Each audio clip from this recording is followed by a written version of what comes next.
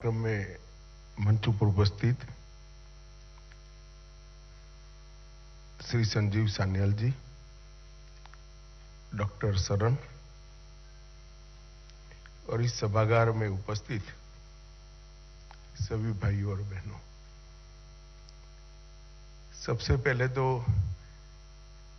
मुझे मालूम नहीं पड़ता कोइंसिडेंट है या कुछ सोच समझकर करा है। इस पुस्तक का विमोचन इस सभागार के अंदर रखा है, सोच समझ कर रखा है या कोइंसिडेंट है।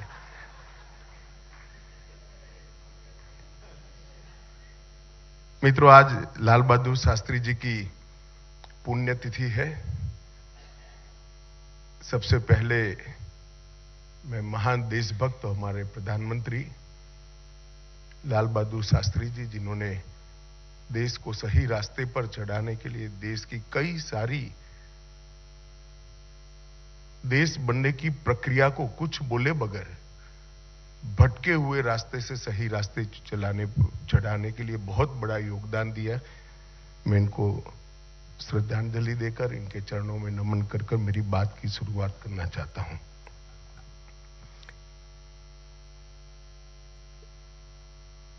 Revolutionaries, the other story of how India won its freedom. ये अदर स्टोरी शब्द लिखना पड़ा, यही ये पुस्तक का सार है, क्योंकि एक ही स्टोरी नैरेटिव के अंदर हमारे जनमानस पर हैमर कर कर कर कर इसको प्रस्तापित किया गया है। एक ही दृष्टिकोण जनमानस में शिक्षा के माध्यम से, किंवदंतियों के माध्यम से, इतिहास के लेखन के माध्यम से थोपा गया है। जो दृष्टिकोण थोपा गया है, मैं ऐसा नहीं कहता कि अहिंसक आंदोलन का देश की आजादी में कोई योगदान नहीं है या वो इतिहास का हिस्सा नहीं। वो बहुत मजबूत हिस्सा है और बहुत बड़ा योगदान है अहिंसक आंदोलन का। और कांग्रेस के नेतृत्व में जो मूवमेंट चली, वो मूवमेंट का बहुत बड़ा योगदान है देश की आजादी में, परंतु और किसी का नहीं है, ये नैरेटिव ठीक नहीं है। और मुझे लगता है कि सान्याल जी का ये पुस्तक वो नैरेटिव में बहुत बड़ी दरार डालने का, एक अन्य स्वतंत्र विचार को लोगों के सामने रखने का काम करेगा। ये बहुत उपयोगी है, कम से कम आने वाली पीढ़ियों के लिए, क्योंकि देश के आजादी का एनालिसिस अगर करते हैं तो ढेर सारे लोगों ने, ढेर सारे विचारों ने, ढेर सारे संगठनों ने और ढेर सारे मार्गों ने भी एक ही गंतव्य स्थान के पर जाने के लिए, एक ही लक्ष्य पर जाने के लिए प्रयास किया था। और वो सबका सामूहिक फल है हमारे देश को आजादी मिलना। इतिहास को बारीकी से पढ़ना और इतिहास का जो संदेश है वो आने वाली पीढ़ियों में सटीक तरीके से देना, ये हर पीढ़ी का दायित्व होता है। और मुझे लगता है कि संजीव सान्याल ने अपने दायित्व का बहुत अच्छे तरीके से निर्वहन किया है और आने वाली पीढ़ी के लिए एक नए नैरेटिव की शुरुआत हो, एक रचना हो, इसके लिए एक पीठिका तैयार करने का काम संजीव सान्याल ने किया है। मैं संजीव भाई को बहुत बहुत धन्यवाद। मित्रों, आजादी का अमृत महोत्सव है, उसका वर्ष है। 75 साल हो गए हमारी आजादी को। मोदी जी ने इस 15 अगस्त को पंच प्राण की बात की है। उसमें से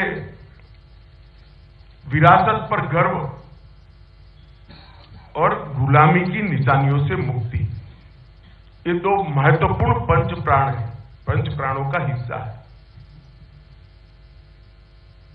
जिस देश की नई पीढ़ी को और इवन वर्तमान पीढ़ी को अपनी विरासत पर गर्व नहीं होता है, वो कभी भी अपने देश को महान नहीं बना सकते।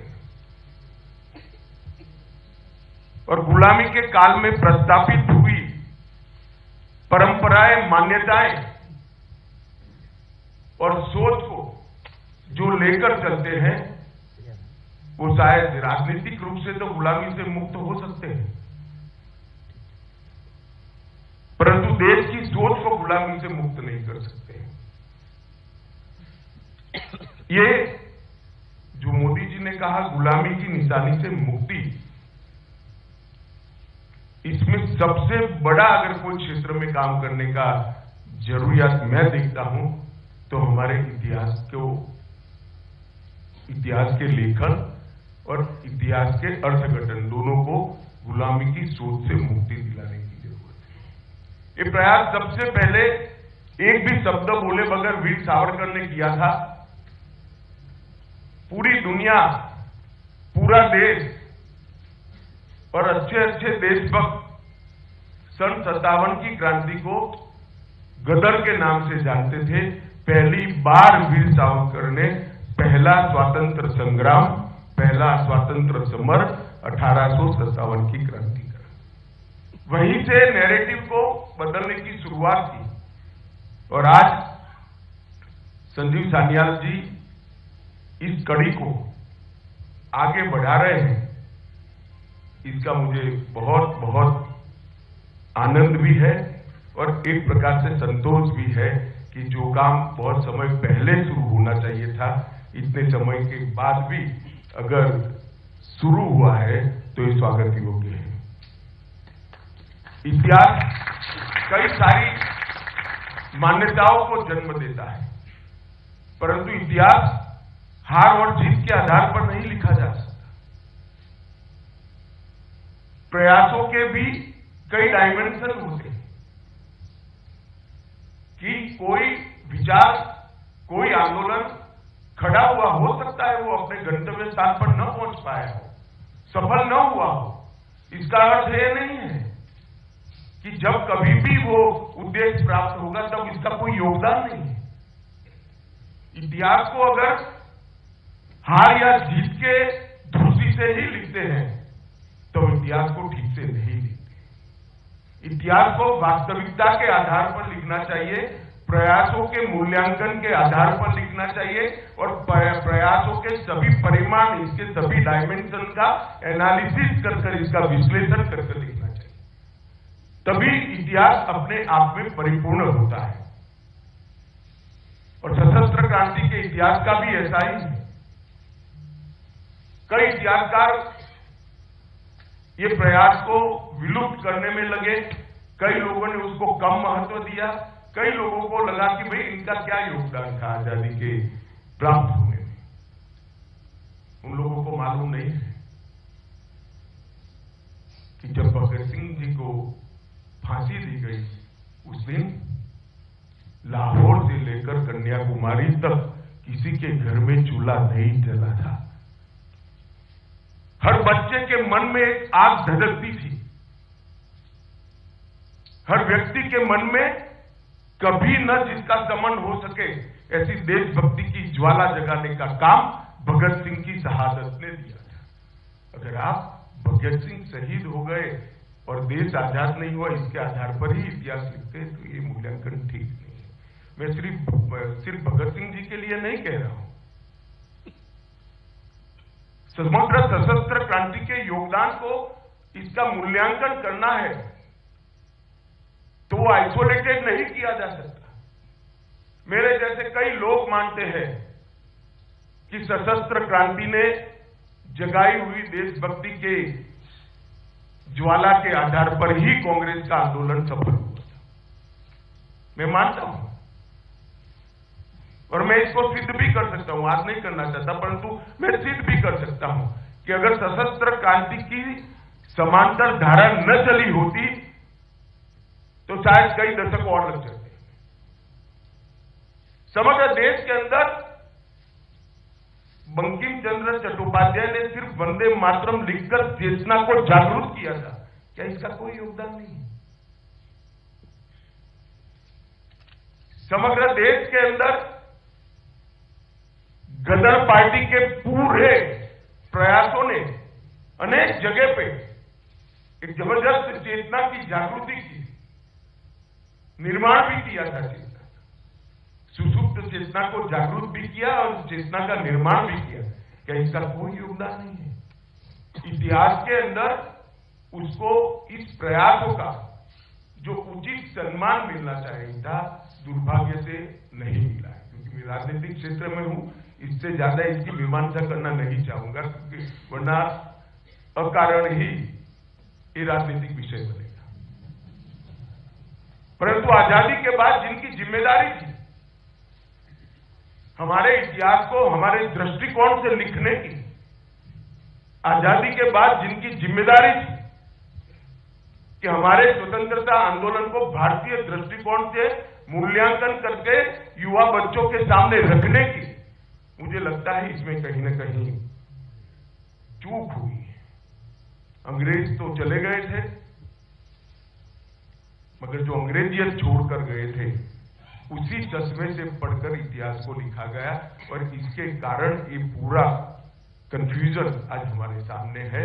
ये धुंध को साफ करने का काम संजीव सान्याल के ये प्रयास से होने वाला है, इसका मुझे पूरा विश्वास है। मित्रों, मैं इस बात को पहले समाप्त कर देता हूं, बाद में पुस्तक पर आता हूं। कई सारे लोग जब इतिहास के बारे में बातचीत होती है तब कहते हैं कि इतिहास को तोड़ा गया, मरोड़ा गया। कभी वामपंथियों का नाम आता है, कभी अंग्रेजी मानसिकता वाले इतिहासकारों का नाम आता है, कहीं कांग्रेस को भी कोई लपेटे में लेता है। परंतु मैं अलग दृष्टिकोण से देखता हूं। अब हमें कौन रोकता है? मैं आज इस मंच से इतिहास के विद्यार्थियों का और इतिहास को पढ़ाने वाले प्राध्यापकों का आह्वान करना चाहता हूं कि हमारे देश के गौरव को व्याख्यायित करे इस प्रकार से, कोई तोड़ मरोड़ करे बगैर वास्तवदर्शी गौरवमयी इतिहास की रचना अब हो सकती है या नहीं हो सकती। मेहनत कर रिसर्च कर हम क्या ऐसे 300 व्यक्तित्व ढूंढ सकते हैं जिन्होंने भारत को महान बनाया? एक गलत अवधारणा इतिहास से सर्जित हुई, जो इतिहास हम लोग पढ़े हैं कि पहला साम्राज्य मुगल साम्राज्य बनने के बाद ही हुआ। ऐसा नहीं है। इस देश में कम से कम 30 ऐसे साम्राज्य हैं जिन्होंने 200 साल से ज्यादा राज किया और बहुत अच्छे तरीके से राज किया। वो मुंह जबानी बताया जा सकता है। क्या हमारे इतिहास के विद्यार्थी और प्राध्यापक इस पर रिसर्च कर लिख सकते हैं क्या? सन 57 के पहले और सन 57 के बाद कभी भी इस देश के किसी भी कोने ने अंग्रेजों को स्वीकारा नहीं है। एक एक इंच जमीन के लिए उनको संघर्ष करना पड़ा है, लड़ना पड़ा। ये क्या संघर्ष नहीं है आजादी बरकरार रखने का, आजादी को बचाकर रखने का? इसको क्या इतिहास में स्थान नहीं मिलना चाहिए? ढेर सारे ऐसे लोग थे जिन्होंने सन 57 की क्रांति के लिए कुछ न प्राप्त होने की स्थिति में भी ये लड़ाई लड़ी, और मैं मानता हूं कि सन 57 की लड़ाई ने ही इस देश की जनता के मन में स्वराज के संस्कार शिवाजी महाराज के बाद पहली बार डालने का अगर कोई प्रयास ने काम किया तो 1857 की क्रांति ने किया, और वहीं से हमारी आजादी की लड़ाई की भूमिका वहीं से शुरू। इसकी नींव वहीं से डली गई। चाहे सशस्त्र क्रांति का इतिहास देखो या कांग्रेस का अहिंसक आंदोलन देखो, इसकी नींव ढूंढने जाएंगे तो 1857 की क्रांति के अंदर से ही निकलेगा। ये सब चीजों को समाहित करने की जिम्मेदारी, सच्चे ऐतिहासिक तथ्यों को देश की नई पीढ़ी के सामने रखने की जिम्मेदारी सिर्फ सरकार की नहीं हो सकती। मैं मानता हूं इतिहासकारों ने भी इसमें आगे आना चाहिए। सान्याल का भारत और भारतीयता का लिए जो जुनून है वो देखकर मैं कई बार सोचता हूं, एक बार मुझे मिलकर निकले नॉर्थ ब्लॉक में, मुझे विचार आया ये व्यक्ति कभी निराश तो नहीं हो जाएगा, क्योंकि जो जुनून है वो अगर लंबे समय तक इच्छित परिणाम नहीं मिलता है तो निराशा में भी कन्वर्ट होता है। सान्याल भाई चिंता न करो, इस वक्त मैं आपके साथ खड़ा रहूंगा, निराश होने की कोई जरूरत नहीं। भारत का समय बदल गया। इस जुनून के साथ अर्थशास्त्री होने के बावजूद जो काम किया है वो सच अर्थ में अभिनंदन के अधिकारी है। इनकी पुस्तक को मैंने बहुत डिटेल नहीं पढ़ा है, मगर ऐसा कह सकता हूं कि कोई आप में से कोई पढ़ लेगा तो जितना बात करेगा उससे ज्यादा बात मैं करने की स्थिति में हूं, इतना तो पढ़ लिया है। इसके 8 चैप्टरों के बीच में एक वाक्यता है। आप 8 चैप्टरों को अलग अलग करके नहीं देख सकते, और 8 चैप्टरों को पढ़ते वक्त बारीकी से पढ़ना, हर एक चैप्टर दूसरे चैप्टर से एक सूत्र के साथ जुड़ा हुआ है।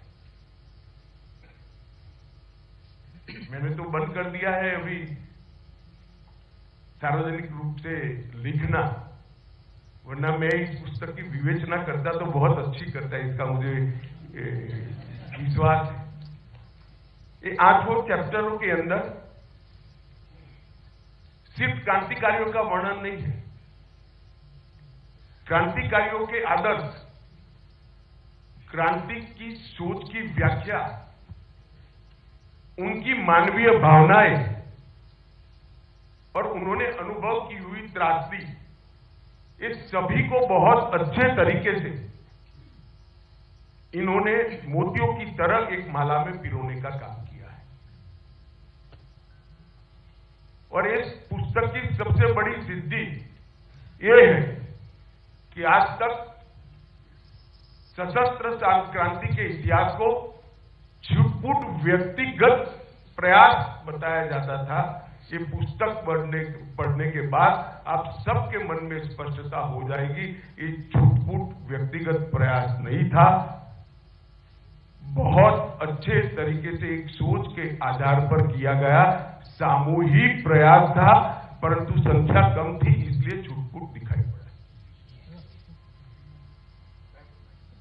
क्योंकि सशस्त्र क्रांति करने के लिए कोई भी बड़े से बड़ा डर जाएगा, अंततोगत्वा एक घटना के अंदर ही होगा, और जब घटना का पर्दाफाश होता था तो बाकी सारे लोगों का अदृश्य हो जाता, ये रणनीति का हिस्सा था। परंतु बहुत बखूबी से इन्होंने इसको मोतियों को जैसे माला में परोते हैं, इसी तरह से समग्र क्रांति के विचार को एक धागे में मोतियों की तरफ पिरोने का काम किया है। दूसरे अध्याय में श्री अरविंद और वीर सावरकर, इसके संबंध में लिखा है। ये दोनों ऐसे व्यक्ति हैं, एक ने सुस्पष्ट रूप से राष्ट्रवाद को जरा भी गालमेल करे बगैर व्याख्यायित करने का काम किया, और दूसरे ने राष्ट्रवाद को अध्यात्म के साथ जोड़कर भारत ही विश्व गुरु बन सकता है, इसका विचार की शुरुआत की। ये दोनों के बारे में मैंने भी बहुत कुछ पढ़ा है, मगर इन्होंने एक 2 ही चैप्टर के अंदर इन 2 के बारे में जो जानकारी दी है, बहुत अच्छी जानकारी है। उसको मैं रूपक में अगर बोलना चाहूंगा तो गागर में सागर की तरह सारी चीजों को इन्होंने समाहित किया है। चैप्टर 4 गदर आंदोलन के बारे में लिखा गया है, और गदर आंदोलन आइसोलेटेड नहीं था। इसकी सारी शाखाओं को इन्होंने बहुत अच्छे तरीके विस्तृत रूप से वर्णित कर गदर आंदोलन उत्कृष्ट राष्ट्रभक्ति से निपजा हुआ एक सामूहिक प्रयास था। इसको सिद्ध करने का काम इन्होंने अध्याय 4 के अंदर किया है। 5वां अध्याय काला पानी पर लिखा है, जो भारत के आजादी के इतिहास का तीर्थस्थान है। अंडमान की सेल्युलर जेल और वहां की दी गई मानवीय यातनाएं देखकर मैं कई बार सोचता हूं कि पश्चिम के देश कैसे ह्यूमन राइट की बात कर सकते हैं और किनको सिखा रहे हो। जो कोई भी हमें भाषण देता आता है, उसको एक बार सेल्युलर जेल की मुलाकात करा देनी चाहिए। अनेक प्रकार के देश के अनेक हिस्सों से पकड़े गए स्वतंत्र सेनानी क्रांतिवीरों को एक ही जगह पे रखा गया, और अगर सेल्युलर जेल के अंदर जो क्रांतिवीरों की सूची है उसको भी आप देखोगे तो मालूम पड़ जाएगा आइसोलेटेड प्रयास नहीं था। पूरे देश का नक्शा वहीं पर बन जाता है। वो जेल में आज भी एक महिला कर्मी है, उसने हर जेल से आए हुए आजादी के लड़ाकों का नाम लिया, प्रदेश लिया और उसको जोड़कर पूरे भारत का नक्शा बनाया। एक भी प्रदेश बाकी नहीं है। भारत के हर प्रदेश से कोई न कोई कभी न कभी सेल्युलर जेल के अंदर गया है। सेल्युलर जेल में वो ही जाते थे जिनको मारने से ज्यादा नुकसान होता था। कोई उसको जिंदा रखने के लिए नहीं भेजते थे, और जिंदा रखने का कोई मतलब ही नहीं रहता था, ऐसा जीवन वहां देते थे। तो इतना बड़ा प्रयास करने वाले व्यक्ति हर प्रदेश से आए, वो ही बताता है कि सशस्त्र क्रांति आइसोलेटेड एफर्ट्स नहीं था, व्यक्तिगत पराक्रम नहीं था, एक सोची समझा आंदोलन था जो देश को आजाद करने का बहुत अच्छा प्रयास था। 6ठे अध्याय में हिंदुस्तान रिपब्लिक एसोसिएशन के बारे में लिखा है। अंतिम 2 चैप्टर चटगांव शस्त्रागार के छापे और नेताजी की लड़ाई के बारे में लिखे हैं। मैं अभी भी कहता हूं, पढ़ते वक्त आप ध्यान रखना, हर एक चैप्टर दूसरे चैप्टर के साथ जुड़ने का सूत्र इसके अंदर रखा हुआ है। रखना तो क्या है ही, परंतु इसका वर्णन किया गया है। और 8 चैप्टर को अगर आप एक ही चैप्टर मानकर पढ़ते हो तभी आपको मालूम पड़ेगा कि सशस्त्र क्रांति की अवधारणा क्या थी और सशस्त्र क्रांति करने वाले स्वभावगत हिंसा के पथ के अनुयायी नहीं थे। सशस्त्र क्रांति करने वालों के लिए हिंसा देश को आजादी दिलाने का जरिया थी, वो भी उत्कृष्ट मानवीय मूल्यों का अनुसरण करने वाले लोग। परंतु ये चित्रण जो कर दिया गया, वो चित्रण से हमारे इतिहास को और वो वीर क्रांतिवीरों को बहुत बड़ा अन्याय हुआ। मित्रों, मैं स्पष्टता से मानता हूं कि इस देश को आजादी दिलाने में साहित्यकारों का भी बड़ा योगदान है। देश के किसानों का भी, अनेक किसान आंदोलनों के जरिए अंग्रेज हुकूमत को हिलाने का उन्होंने काम किया, जनजागृति की, इसका भी बड़ा योगदान है। देश के हर कोने में फैले हुए हमारे जनजातीय समाज, आदिवासियों ने, ट्राइबल्स ने अपनी परंपरा को हम प्रदूषित नहीं होने देंगे, इसलिए अनेक जगह पे अंग्रेजों के खिलाफ शस्त्र उठाए, लड़े, मरे। सन 57 के पहले भी सबसे पहली लड़ाई अगर कोई लड़ा था तो आदिवासी ही लड़े थे। बहुत लेट कांग्रेस पार्टी ने एक अहिंसक आंदोलन भी शुरू किया, जिसमें पूर्ण स्वराज बहुत देरी से आया, मैं बताता हूं उसके बारे में बाद में। और सशस्त्र क्रांतिकारियों ने भी दुनिया भर की अनेक घटनाओं से प्रेरणा लेकर एक भगीरथ प्रयास किया था। हो सकता है कई घटनाओं का आप एनालिसिस करोगे तो आंदोलन असंगठित दिखेगा, परंतु वो देशभक्ति से प्रेरित था और सभी का लक्ष्य एक ही था, देश को आजाद कराना, अंग्रेजों को देश से निकालना। और आप इस पुस्तक को ध्यान से पढ़ोगे तो आपको मालूम पड़ेगा 1923 में ही सचिंद्रनाथ सन्याल ने भारत को रिपब्लिक बनाने का लक्ष्य रखा। मैं इसलिए कह रहा हूं कि जिन्होंने हाथ में हथियार उठाए थे वो स्वभावगत हिंसक नहीं थे, परंतु अंग्रेज के हाथ में बंदूक थी, इसलिए इसके सामने लड़ना ये हिंसा आदेश को आजादी दिलाने का एक जरिया बनाया था। कांग्रेस ने 1930 में पूर्ण स्वराज की मांग रखी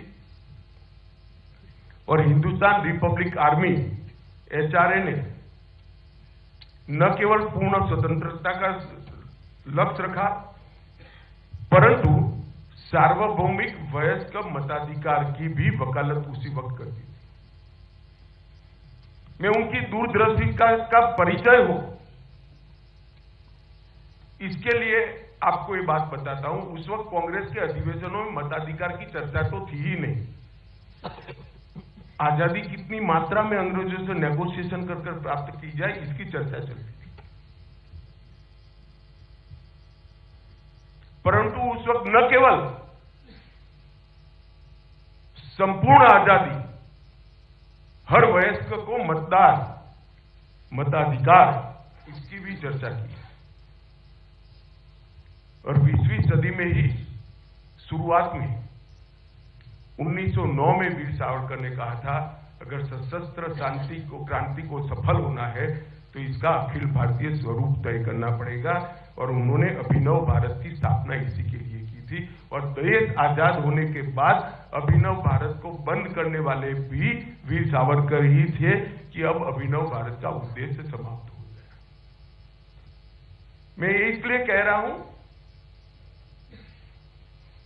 कि इसको छूट-फूट प्रयास कर हमने ये महान प्रयास का अवमूल्यन नहीं करना चाहिए।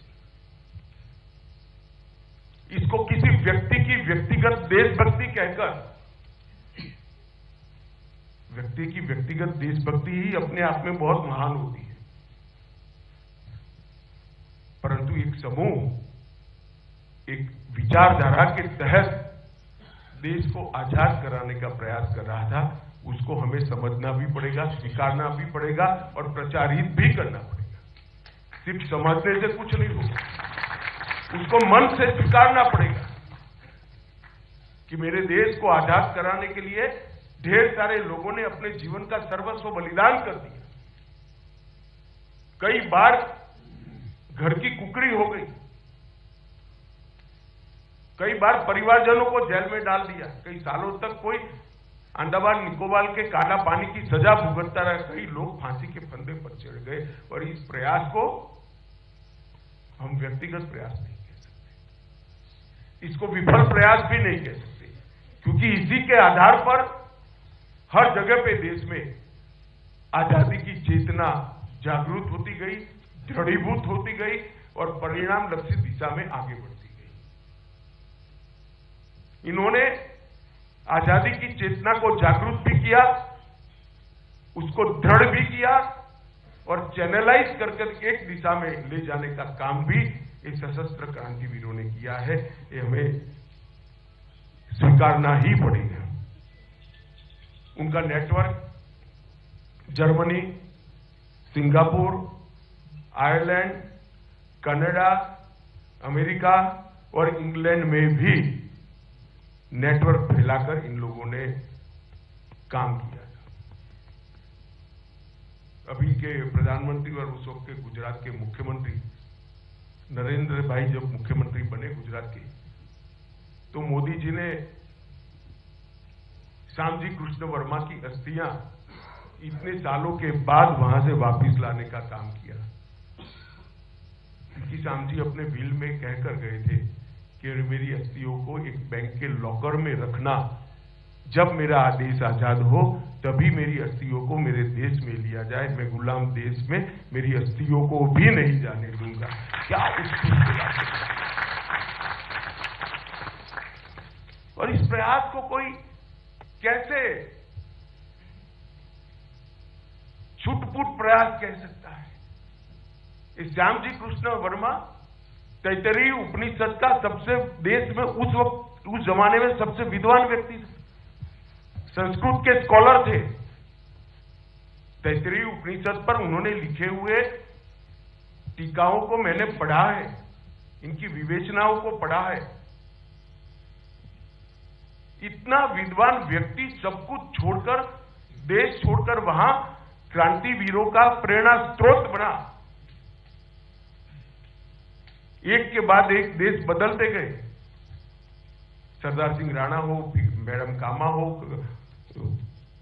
श्यामजी कृष्ण वर्मा हो, सबने आजादी के स्वप्न को स्वेप देने का काम किया, इसको फैलाने का काम किया। और सावरकर जैसे लोगों ने जमीन पर लड़ाई लड़ने का काम किया। ये प्रयास ना सोच के बगैर का था, न असंगठित था, न असफल था।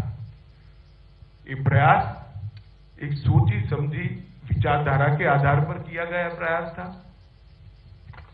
ये प्रयास संगठित प्रयास था और इस प्रयास ने सफलता जो मिली, इसमें बहुत बड़ा योगदान दिया है, इसको कोई नकार नहीं सकता मित्रों।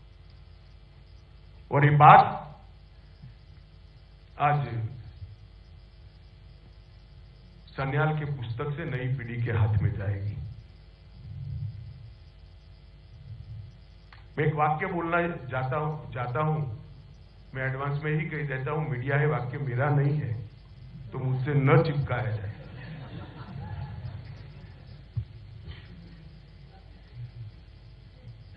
आजादी के आंदोलन की दोनों धाराओं को कुछ लोगों ने उस जमाने में एक्सट्रीमिस्ट बनाम मॉडरेट ये व्याख्या कर दिया, और अरविंद घोष ने उनको नेशनलिस्ट बनाम लॉयलिस्ट कर दिया।